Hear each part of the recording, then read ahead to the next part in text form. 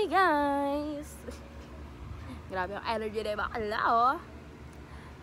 Gusto ko mag-video ng ganyan. Like, hawak ko siya. Like, parang Y2K.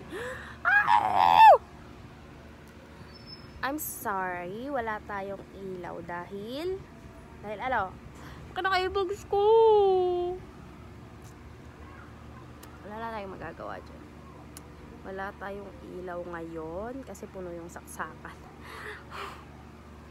Kakatapos ko lang maglaba, again, lagi na lang kada video kakatapos maglaba, kakatapos maligo, walang ligo, may sakit.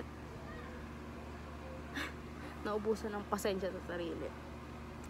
Ngayon, today is Saturday, and wala naman. Nag-video ka pa kung wala.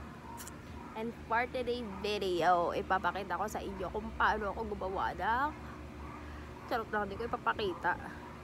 Ano lang, siguro ano ba? Marami. May gagawin akong order. Yes, may u-order na sa aking bouquet. Yes po, I'm a business owner. Like, business owner girl. Nagbi-business nga kasi ako ng bouquet. Kaya lang, hindi ko siya ma-prioritize as of now kasi diba nga, sobrang daming ginagawa sa school. And ngayon, ang gagawin ko is gagawa na lang ako ng sobrang daming bouquet para just in case may magpagawa is ayun, gagawin na lang. And basic lang naman na sa akin gumawa ng mag-wrap. Daming sinabi. Basic na lang naman sa akin mag-wrap ng bouquet. Yes, so ang matrabaho lang talaga dito is yung paggawa ng mismong satin rose. Yes po, satin rose pa lang po ginagawa ko kasi I don't think I have so much time para mag-aral pa ng ibang style. Pero yun, tatry ko siya ngayon na buhayin ulit. Meron akong page at meron din akong Instagram account. So mapapansin nyo wala pa siyang mga followers kasi nga I'm just starting it. Kaya bago ko gawin yun, i-make sure ko lang muna naliligpitin ko na itong lahat ng nasa paligid ko, lahat ng kalat and gulo-gulo bago ko guluhin ulit.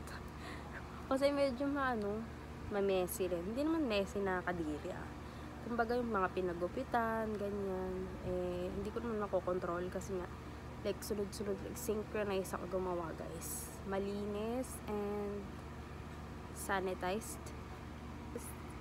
Just, gagawin ko lang muna ngayon is magligpit para masimulan na to. Never mind sa linis.